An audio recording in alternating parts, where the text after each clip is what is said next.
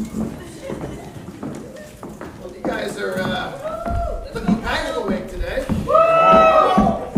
Maybe you need to do a couple of jumping jacks or stretches. I don't know. Anyway, burpees. No, that's got before there. Amen. Well, let's get our Bibles on out and turn, if you can, to Genesis chapter 4. We're going back to the beginning. Amen. I don't know how it was for you growing up. For me, I had a father that was not only large, but he had a large reputation here in Hilo. And of course, growing up, being a basketball player, I was always compared to my dad. Then my younger brother Evan was compared to me. Levi was compared to both of us. And none of us liked it very much. Well, today we are going to be comparing two brothers. And I think that you're going to find yourself falling most like one of the two. So the title of the message today is not Cain and Abel, but it's Cain or Abel. Amen? Read your Bibles to Genesis chapter 4. We'll pick up our reading here in verse 1. The Bible says, Adam made love to his wife Eve, and she became pregnant, and gave birth to Cain. She said, with the help of the Lord, I brought forth a man. She later gave birth to his brother Abel. Now Abel kept flocks, and Cain worked the soil. In the course of time, Cain brought some of the fruits of the soil as an offering to the Lord. And Abel also brought an offering, fat portions from the firstborn of his flock. The Lord looked with favor on Abel and his offering, but on Cain and his offering he did not look with favor. So Cain was very angry, and his face was downcast. Point number 1, a contrast of hearts. You know, very interesting. We understand from this passage, number 1, that Cain was the older brother. Abel was the younger brother. Well, they both go and they give an offering to God. God is displeased with Cain's offering, but he's very happy with Abel's. Now, some have said the reason why he was unhappy was that it was supposed to be a blood offering, and of course Cain had done wrong by not bringing one. In actuality, that's not accurate. This was most likely a grain offering, and you were supposed to bring back the first fruits of what you had created with your own hands. So back during this time, there was no money. There's no currency. Okay? Your currency was whatever you could trade. You would barter. So Abel, of course, tended the flocks. He brought some sheep, or some fat portions from the sheep. Cain, we understand, was a farmer. He farmed fruits and vegetables, and he brought some of that. Some would say then, well, why was God upset if they both brought offerings? I think the obvious answer is in the adjectives. It talks about Cain's offering sort of as an afterthought. He brought some of the fruit. But it says, and it highlights with Abel, that Abel brought the fat portions from amongst his flocks. I don't know about you, but when I go to the supermarket and I'm trying to find a good piece of meat, the number one thing I look for is fat. Yes. If you got fat in steak, it's going to be good. If there's no fat in steak, even if it says it's a good cut, it's not very good. And so, if you like fat and you're made in the image of God, of course God likes fat. So he's fired up because he brought the absolute best of what his hands had done. You know, I talk about it quite a bit as a church, that God expects us to do our best. Now, some of us take that sort of as a, whew, that's fantastic. And we use it sort of as an excuse to actually not do our best. You with me on that? That's not a call to less, that's actually a call to the greatest you can do. Well, it's very interesting. This predates the church. There was no church. So we know that all of the offerings given did not go to supporting a preacher, a church building, an offering, special missions, or church plantings. And yet, God still required an offering. Why? It's very simple. First and foremost, your offering is for you, not for God. The Bible actually says that everything in the world is of God. There is nothing in the world that God does not already own. He owns it all. He is the richest being that's ever been created. He has all, is in all, and is rich. He doesn't need your money. He doesn't need our offerings, but there is someone who does, and that is us. It is so we can be grateful in giving back to God. Your offering to God is a sign of your gratitude towards God. You know, it's an old story of a man. It's a true story, actually. Back in the 80s, he wanted to get baptized.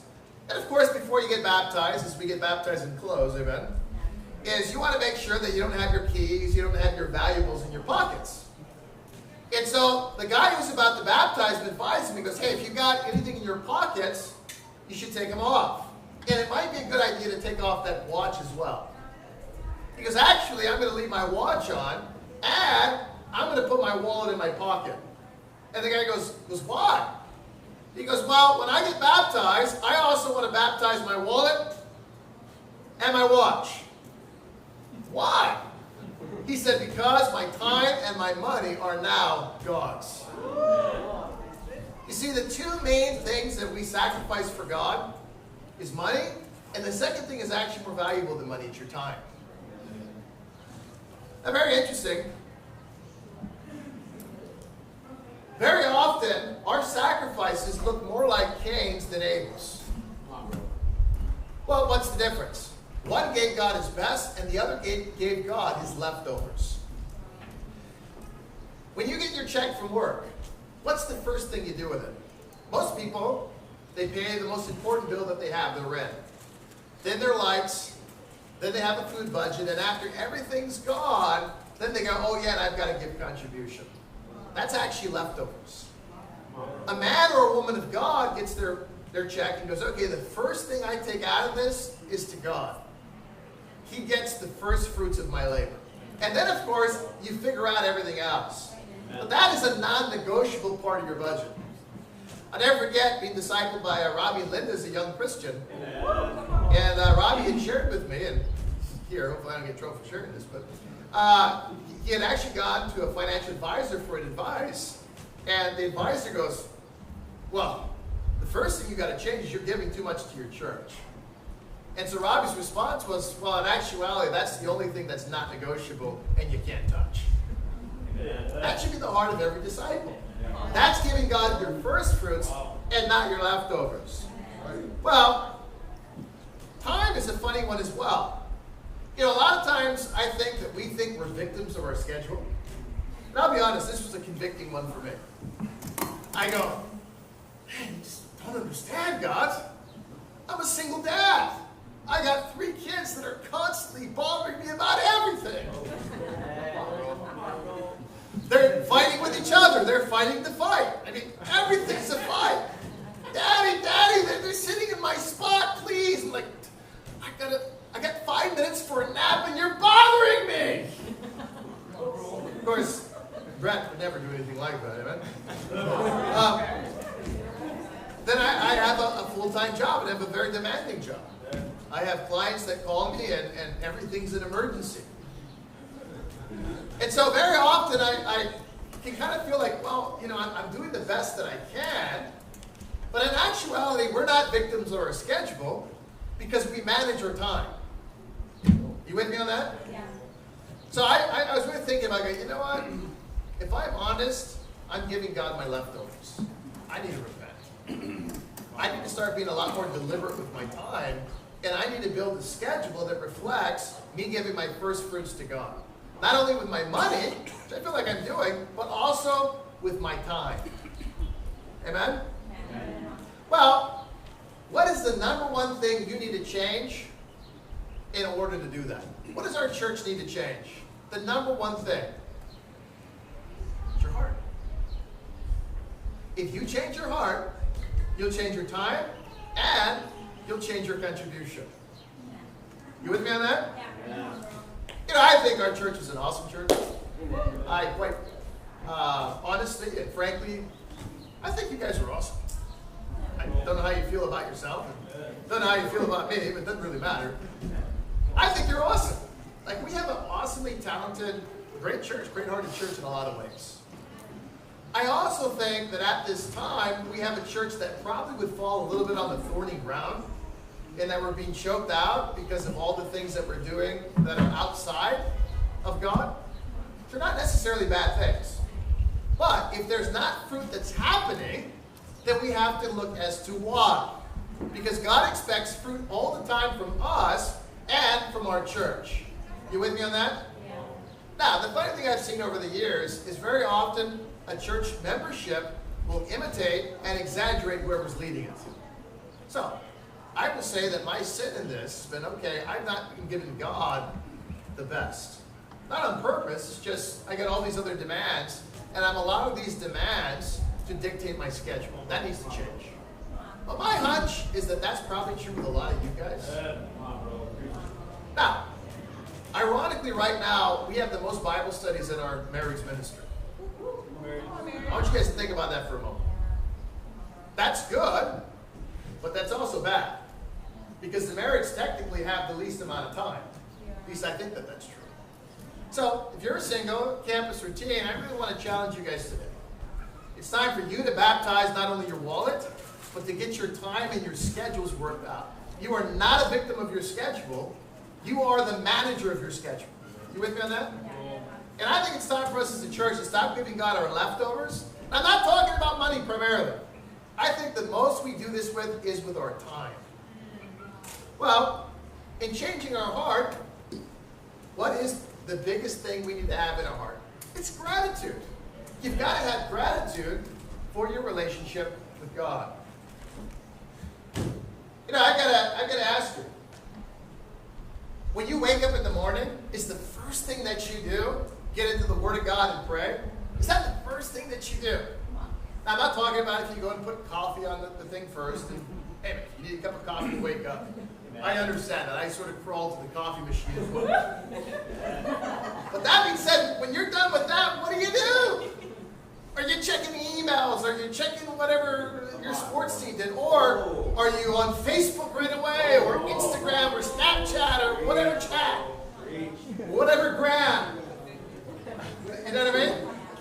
I mean, some of us, we don't even understand how much time that we're wasting on Facebook and on social media. I mean, it can consume you, and what are you accomplishing? Nothing! Others of us were like professional. We're on level 459. We have conquered the video game world. And we've accomplished nothing. You with me on that? Now, there's nothing wrong with video games. There's nothing wrong with Facebook or Instagram or Snapchat. I don't have half of those, but Twitter, whatever you got. That's not in itself a sin, but you've got to go after your schedule and give your best to God. Amen? Amen. Come on, bro. Let me ask you, do you share your faith because you feel like you got it? Or do you do it because you're so excited to share with someone else about how God's changed your life? Do you give your contribution because you feel like someone might ask? Oh my gosh, someone's going to ask me accountability. Ew. I got to give it just to get Shane off my back. Or Ben might ask me how my contribution is going. Or you give back to God, who you think and feel like is giving you everything you have in your life. Did you come to church today because you felt like you had to? Was it hard to get here? Did you think about turning around or making an excuse like five times? Did you even consider doing the sick thing today and coming up with the sniffles? Are you here because you got to be here, or are you here because you get to be here? The heart of gratitude makes all the difference. Are you like Cain, or are you like Abel? Secondly, is God grants his favor. Go back to Genesis chapter 4. All right. The Bible says here in verse 6. Then the Lord said to Cain, why are you angry? And why is your face downcast? If you do what is right, will you not be accepted? But if you do not do what is right, sin is crouching at your door and it desires to have you. But you must rule over it. Okay, and said his brother Abel, let's go out to the field. And while they were in the field, Cain attacked his brother Abel and killed him. Then the Lord said to Cain, where's your brother Abel? I don't know, he replied. Am I my brother's keeper? The Lord said, what you have done, listen, your brother's brother's blood cries out to me from the ground. That you are under curse and driven from the ground, which opened up its mouth to receive your brother's blood from your hand. Right here, he does something that's wrong. Have you ever gotten away with doing something that's maybe not your best, but then someone comes along and does do their best, and it magnifies how what you did was not your best?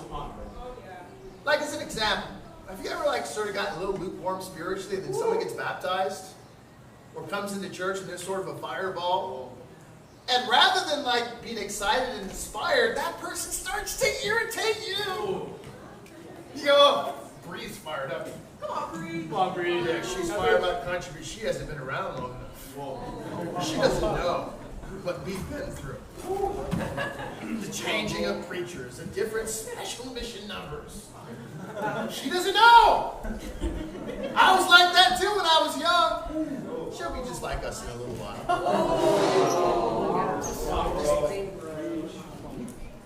Hayden comes up here. Come on, Caden. Gives us. I was asked to do that when I was a young Christian too. And you know what? I was just as fired up as Caden, but he'll figure it out. He'll know what's up. Have you ever felt like that? And all of a sudden, you're not inspired by a great example. You hate the great example. Cain goes, gosh, I can't stand my younger brother. He's wholeheartedly doing it. He's irritating. Well, what's very interesting is God recognizes it, and he actually pre-warns him. He says, if you do what is right, will I not give you my favor? But if you do what is wrong, sin is crouching at your door, and its desires to have you. What is the primary sin that was in Cain's heart? Hatred. He hated his brother for doing what was right. Very interesting. It took 4 people to bring murder into the world. Prior to this, murder had never been done. This is the first time it had ever been done. And you might ask, well, how did he even know that it could happen? He got so angry, and I don't believe that he intended to kill him. I think he got so angry, he just blacked out, and it happened. He killed him. The root cause of murder is hatred. That's what it is. And the very interesting thing is we understand that he got angry when he kills his brother, but then God comes and he goes, where is your brother? His response is very telling. He goes, am I my brother's keeper? He showed absolutely no remorse. Now this is very interesting. Most people, when they commit a sin, that's a very big sin, it's grievous, for the first time, it's something that really bothers their conscience. But Cain demonstrates no remorse and no empathy for what had happened. Well, I really think in this passage, this tells us a lot about how we can be as people. Here's a news flash. I want you guys to wrap your minds around this concept. This is going to blow your mind. You might need to write it down. You are not perfect. That's not crazy? You're not perfect. You're a sinner. And you know what? We all accept that and we acknowledge it until it's time we get discipled. Then all of a sudden, Todd, the audacity. He doesn't know my life, what I've been through, what I'm doing, what I'm going through. And yet he wants to stick his nose in my business and tell me, oh, you're not generous enough. Whatever. Ronald. Oh, wow. He wants to disciple my relationship with my wife. What a jerk. He doesn't know about us. He doesn't know about me. What happens very often, it's a funny thing. We understand we're not perfect.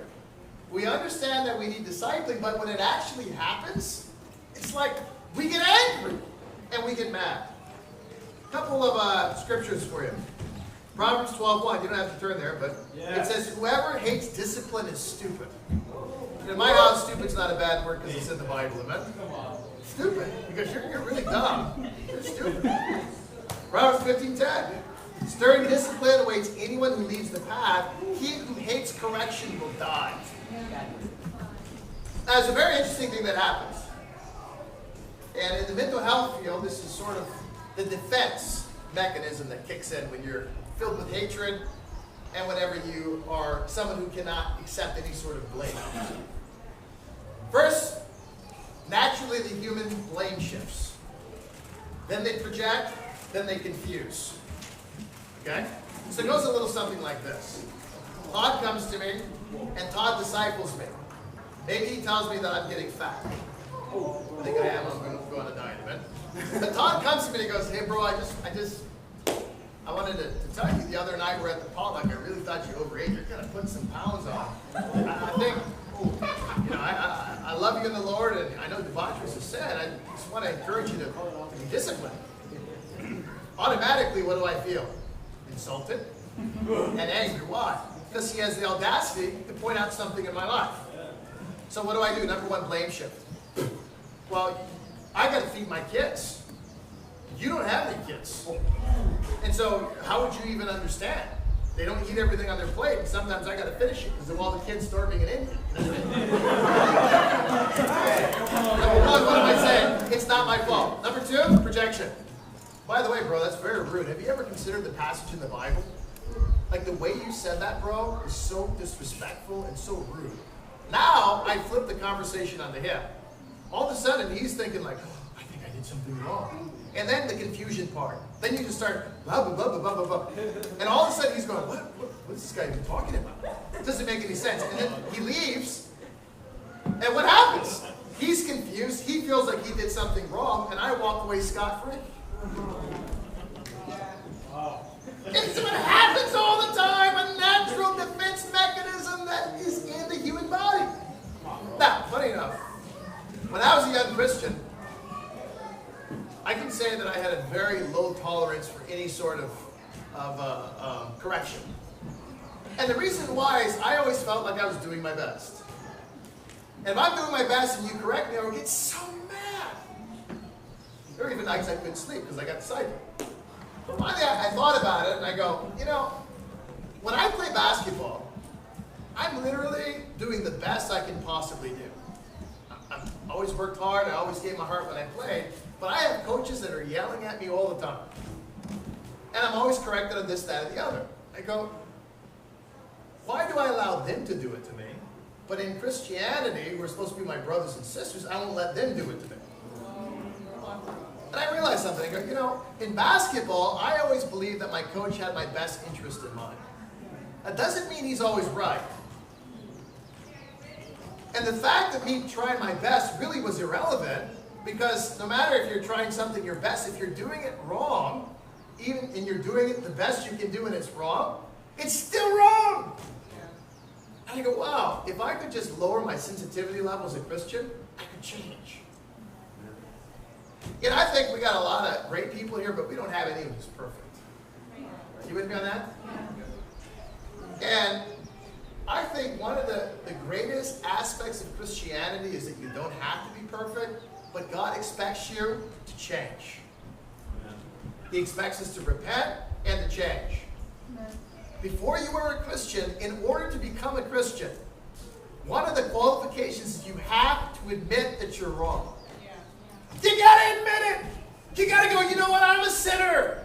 I'm actually a sinner and I actually sinned. And then you gotta sort of say how you did it, right? Like what you did and how you did it and all that. But something happens after you become a Christian, somehow we feel like we're immune to that. Yeah. I think what's most dangerous is when somebody cannot take disciple. It relieves the hope that they can one day change. There's a funny story I read. There was a minor league owner. And of course, when you're an owner, you can do what you want with your business. So it's a baseball team, and the baseball team was playing, and his center fielder had missed a number of catches. And so this owner got so angry, he goes out, he grabs the glove from the center fielder, and he goes, you go sit down, I'm going to show you how to do your job. So there are 3 balls that were hit to him. The first one took a hop and hit him square in the mouth. Okay? It's a true story. The next one he lost in the glare of the sun, and he missed it. The third one went smack off of his forehead. So, obviously a very humbling experience, right? In an absolute rage, he walks off of the field, looks at the center fielder and goes, "You got this center field position so messed up! Not even I can do it!" And he walks off. Well, that sounds a little bit like our dear brother Cain. Two challenges. Number one, we need to love the discipline of God. Secondly, we need to follow the example of those that are obedient in our life. We don't despise faithful Christians. We are inspired by them, and we imitate the Christ in one another. Amen? Finally, our legacy is defined by our personal choices. Go back to Genesis chapter 4. The Bible says here in verse 10, "The Lord said, 'What have you done? Listen, your brother's blood cries out to me from the ground. That you are under a curse and driven from the ground, which opened its mouth to receive your brother's blood from your hand. When you work the ground, it will no longer yield its crops for you. You'll be a restless wanderer on the earth.' Cain said to the Lord, 'My punishment is more than I can bear. Today you are driving me from the land, and I'll be hidden from your presence. I'll be a restless wanderer on the earth, and whoever finds me will kill me.' But the Lord said to him, 'No, not so. Anyone who kills Cain will suffer vengeance 7 times over.' Then the Lord put a mark on Cain so that no one who found him would kill him. So Cain went out from the Lord's presence and lived in the land Nod, east of Eden." You know, really interesting. We see that even when Cain is disciplined, he has no remorse except for one person. No empathy except for one person, for himself. He goes, "Oh, this is more than I can bear." And of course, God in his grace even alleviates the punishment a little bit. But you know what's very interesting is when somebody sins, very often they don't realize the ripple effect that it has, not only during their lifetime, but the lineage they leave behind, often through generations. Generational sin is a real thing. We're not responsible for someone else's sin, but we are heavily influenced by other people's sins. You with me on that? That's why when there's an alcoholic in a family, usually there's a whole lineage of them. When there's drugs in a family, there's a whole lineage of them. When there's abuse in a family, there's a whole lineage of them. And so we talk a lot about mental health, breaking the cycle. With me on that? Well, Cain begins a legacy. Very interesting. We'll read in a few minutes that God gives, what's her name? Hello. Eve. Eve. Yes, I've preached before. So Eve has another child, and the child's name is Seth.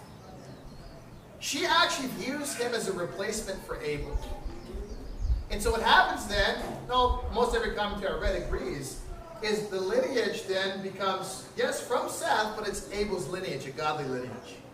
Cain also leaves the lineage, and very interesting, there are 2 names that are in both lineages.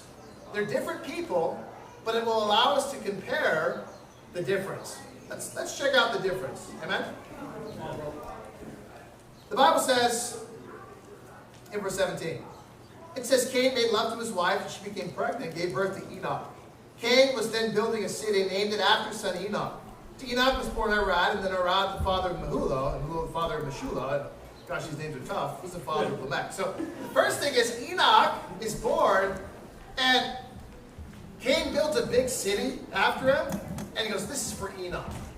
So what is his lineage about? Well, number one, it's about building an earthly thing. Not a bad thing, but definitely not as cool as we'll see in a little bit, what's left behind by Seth. But then it goes on, and eventually down the line, there's this guy named Lamech. Well, let's see what happens with Lamech. Verse 23. Lamech said to his wives, "Ada and Zillah, listen to me. Wives of Lamech, hear my words. I have killed a man for wounding me, a young man for injuring me. If Cain is avenged 7 times, then Lamech 77 times." Lamech is the second guy that's shared in both lineages. Lamech, first off, is very arrogant. Anyone who speaks in the third person about themselves is a pretty arrogant guy. You know what I mean? Could you imagine if I was speaking in the third person? The son of Kyle sits there. It's weird, right? It's strange. But on top of it, he goes, wives of Lamech. I mean, all the women just cringe, right? They're like, what a knob, doorknob? Anyway. I'm out of names today, but the bottom line is, wow, what a punk. But then he goes and he kills somebody, and what he says is, he goes, man, I killed this guy, but here's the thing. If Cain is avenged 7 times, you mess with me at 77 times. Once again, no remorse. So what happens is Cain actually leaves a legacy of murder. It came in through Cain. Well, let's see what happens then here after. Verse 25. Adam made love to his wife again, and she gave birth to a son and named him Seth, saying, God has granted me another child in the place of Abel, since Cain killed him. That's kind of sad to think, but to realize that when Cain killed Abel, he actually took both sons from his mom. Cain is then exiled, she never sees him again, and Abel is dead. Very sad. But she then has this boy, this new boy, his name is Seth. And of course she hopes that he's going to be a man of God. Well, let's see the lineage he left. Go down to Genesis chapter 5 and verse 18. The Bible says, when Jared had lived 162 years, he became the father of Enoch. After he became the father of Enoch, Jared lived 800 years and other sons and daughters. Altogether, Jared lived a total of 962 years, and then he died. When Enoch had lived 65 years, he became the father of Methuselah. After he became the father of Methuselah, Enoch walked faithfully with God 300 years and had other sons and daughters. Altogether, Enoch lived a total of 365 years. Enoch walked faithfully with God, and then he was no more because God took him away. I mean, what a cool story.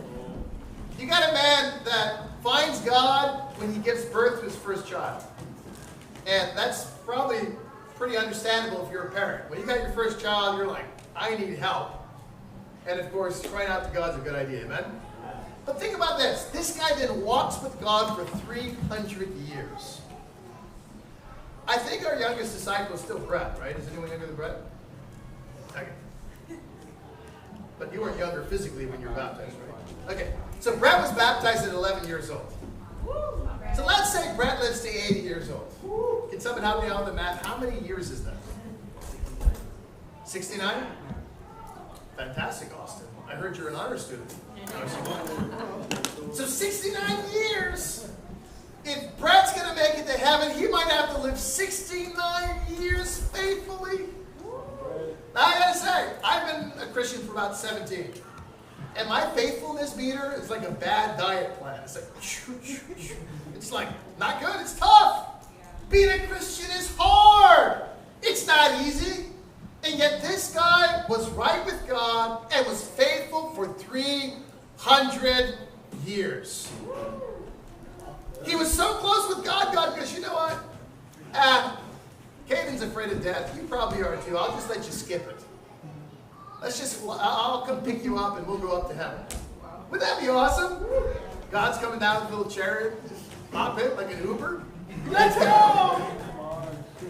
Well, what about Lamech? We'll skip that a little bit. Verse 28. When Lamech had lived 182 years, he had a son. And he named him Noah. And said, he will comfort us in labor and the painful toil of our hands caused by the ground the Lord has cursed. After Noah was born, Lamech lived 595 years and other sons and daughter.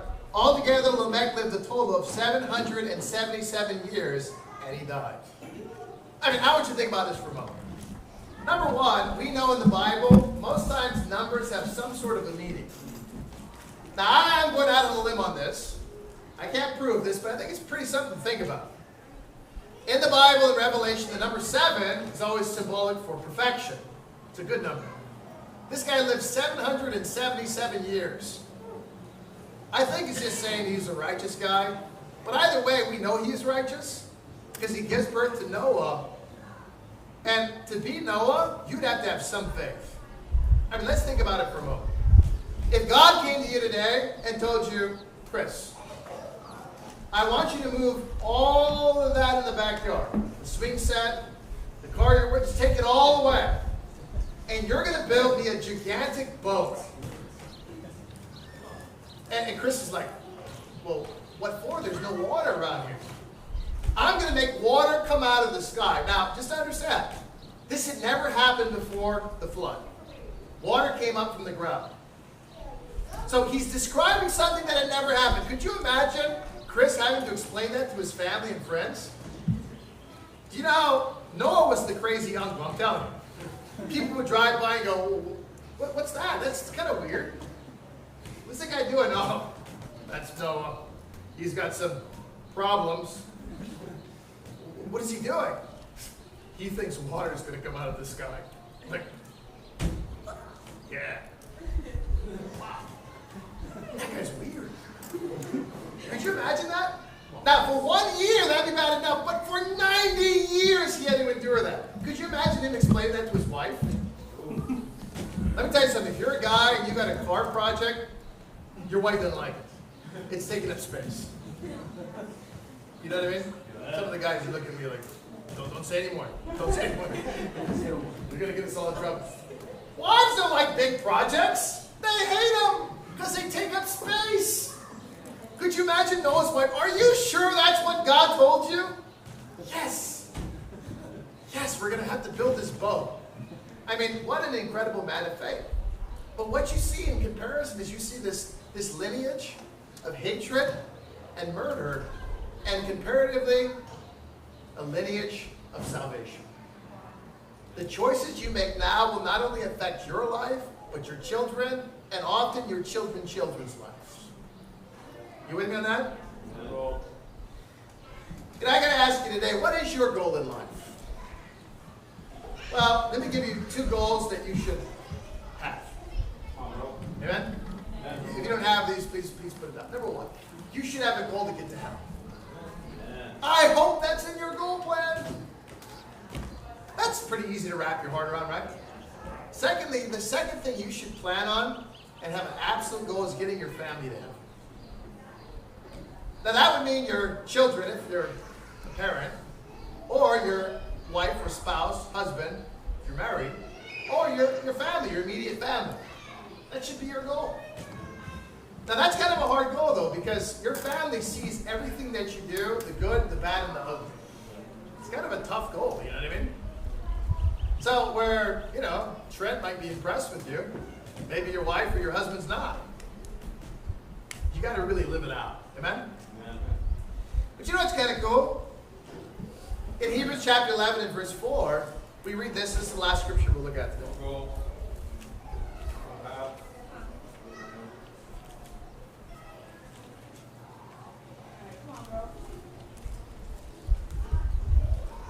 So, most scholars call Hebrews 4 the Hall of Faith. Do you like there's a Hall of Fame? Well, Hebrews 4 will identify everyone that lived out by faith. And if you're in it, you've made the Hall of Faith, meaning you did something pretty awesome. But the Bible says here in verse 4, by faith, Abram brought God a better offering than Cain did. By faith, he's commended as righteous. When God spoke well of his offerings, and by faith, Abel still speaks, even though he is dead. In chapter 12, it talks about Jesus' blood speaking a better word than the blood of Abel. Up until the time of Jesus, among the Jews, Abel was seen upon as giving the greatest and the ultimate sacrifice for righteousness, shedding his blood for what was right. And he was an example not only for him, not only for his children, not only for his brother and his mom. He was an example for the entire nation of Jews, and now for all of Christianity. One day, we'll see Abel in heaven, amen? So, today I set 2 examples before you. One example of someone who did wrong, and an example of someone who did right. Someone who was unrighteous, and someone who was righteous. Someone who went to hell, someone who went to heaven. I got to ask you today, which one are you, Cain or Abel? Amen?